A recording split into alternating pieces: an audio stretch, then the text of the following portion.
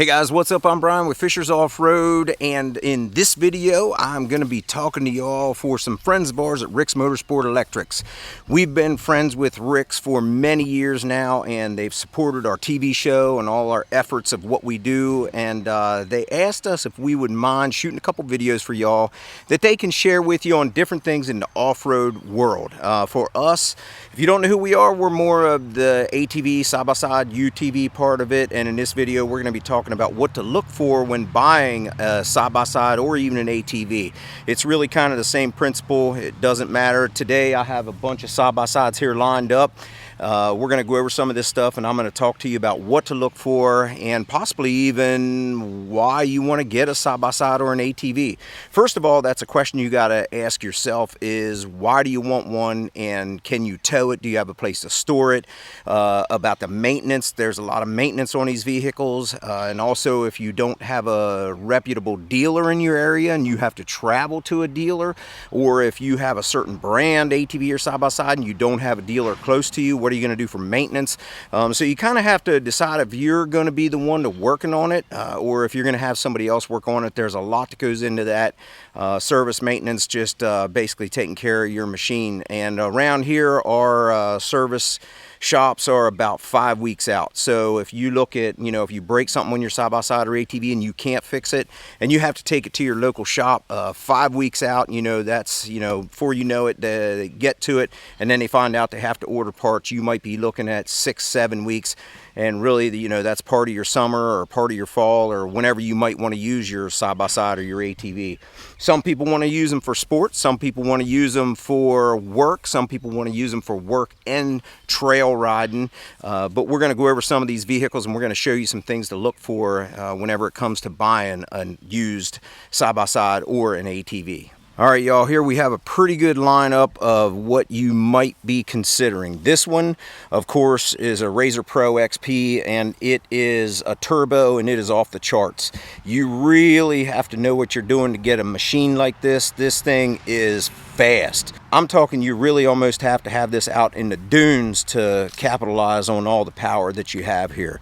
But what I want to show you is on this machine, when you're out there and you're looking at different things, even ads, people are going to say, oh yeah, low miles, hardly ridden, slightly used. You're going to get all kind of stories. It's just like buying cars. And that's what you really have to go into this looking as like buying a car. When you go to buy a car, you can look at it and tell kind of if it's been beat, unless they've kind of detailed it, put new tires on it. You just never know what the history of the vehicle has been like. So for this one, this vehicle was on loan to a media outlet. You can see here the radiator is just packed full of mud. Everything about this vehicle has just been used hard. You look at the shocks, you can see, it's just got some wear and tear. And also if you look up inside, you'll see this bird's nest here. You'll see there's a bunch of string and all kind of stuff up in there. And then also if you look inside of it, the mirror's busted off. A lot of wear and tear on this vehicle, and believe it or not, this vehicle only had 166 miles when Polaris dropped it off to us. This was a vehicle that they were kind of getting to us to use for our rentals.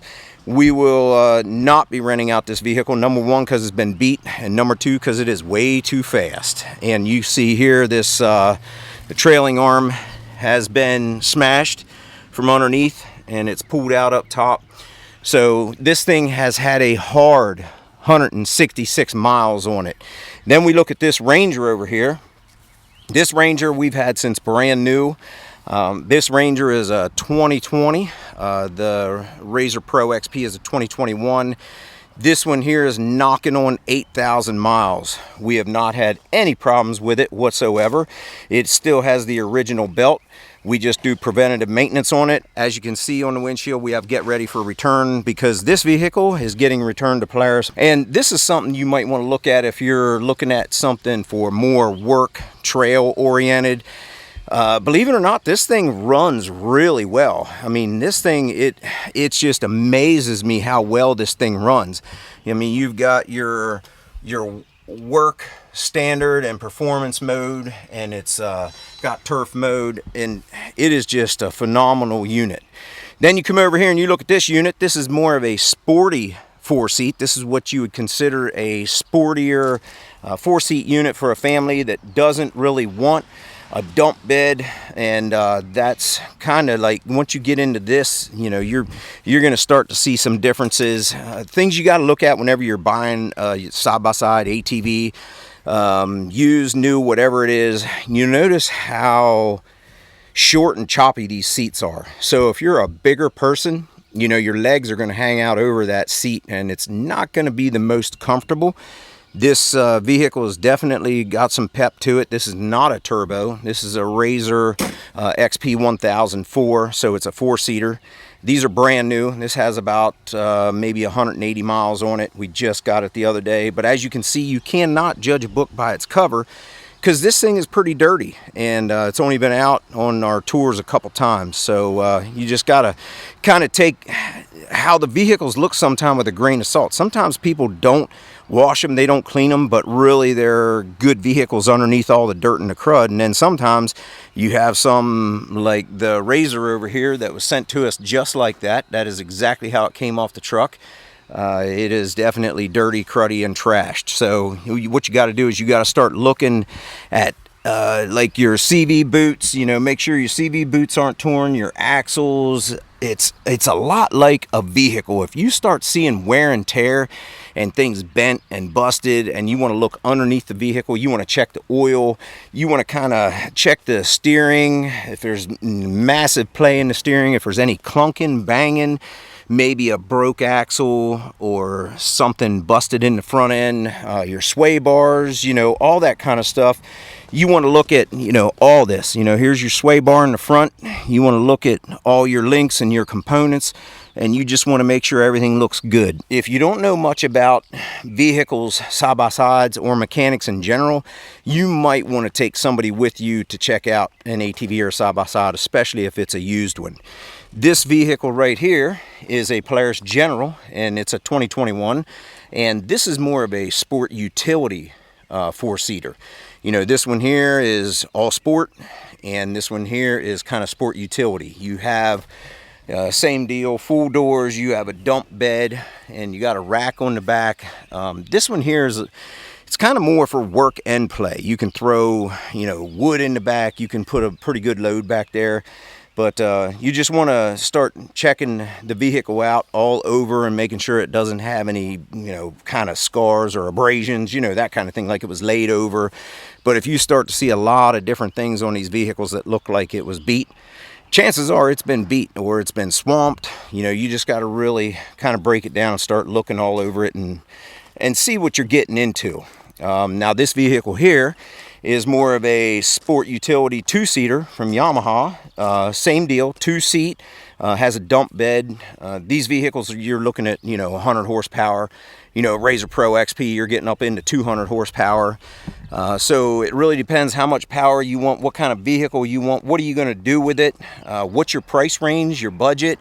Are you going to be able to fix it yourself? Or are you going to have somebody else fix it for you? There's a lot of things that you got to take into consideration whenever it comes to buying ATV or side-by-side. I will tell you this, whenever it comes to buying an ATV or side-by-side, whether it's brand new or used, no matter what it is, sometimes you can be influenced by your friends, your family, and they're going to try and push you in a certain direction and tell you need something, and maybe you don't. Maybe you don't need a sporty vehicle. Maybe you don't need a utility-oriented vehicle. Maybe you don't need a Honda or a Kawasaki or a Polaris. I would strongly encourage you to go out and demo or test drive a lot of vehicles. Right now it's really difficult with COVID because it's hard to get vehicles. A lot of dealers don't have them. You got to put your name on a waiting list, so you almost have to know what you're going after before you even put your name on the waiting list or get there to buy something. But I would say that you should probably go to some off-road events. A lot of times they have demo rides. I know Yamaha does, Kawasaki, Polaris. I would strongly encourage you to do your homework, do your research, and figure out what vehicle is best for you. And if you know how to work on things, you're going to talk to your friends and family and relatives, and they're going to tell you, oh yeah, you want to get this. Well, it may not be the best machine for you. It may not be what you're looking for. ergonomically it may not fit right, ride right. There's a lot of things to consider when buying a used ATV or side-by-side, or even a new ATV or side-by-side. So just check them out just like a vehicle. You want to know going into it, how many miles does it have, how many hours is on the engine, what's the oil like, what's, you know, just look over everything just like you would if you were buying a car. And like I said, if you don't know what you're doing, you should probably take someone with you that does know what they're doing, because you can get burnt really quick. It could be something electrical, it could be a CDI, it could be a rec reg, it could be something like that. And of course, Rick's Motorsport Electrics has all that stuff. They're the best in the biz. That's who we call for all of our electrical stuff. So if you have anything electrical, those are the guys you want to get a hold of. And if you do have electrical issues, you're going to want to get an owner's manual for your vehicle, not the one that comes with it. You're going to want to get something like a Climber or something like that that has all the details in and all the numbers, so that you can run them when you're checking electrics. So definitely get that, because that's going to help you in the long run, because there's a lot of things that you might want to do with this vehicle maintenance wise that you don't want to take it to the dealer. If you have your vehicle, let's say a lot of times the vehicles with a brand new first time service, you take it to the dealer, it's about $450 to get oil and diff fluid changed and some of the other service things they do. It's really not a ton that they do, but it's pretty expensive. So, you know, those are some things you might want to do on your own. Save some money and know that you're doing it right. Well, there you go, y'all. I hope that helps you out with some ideas on buying a new or used ATV or side-by-side. Just know what you're going after. Do your homework.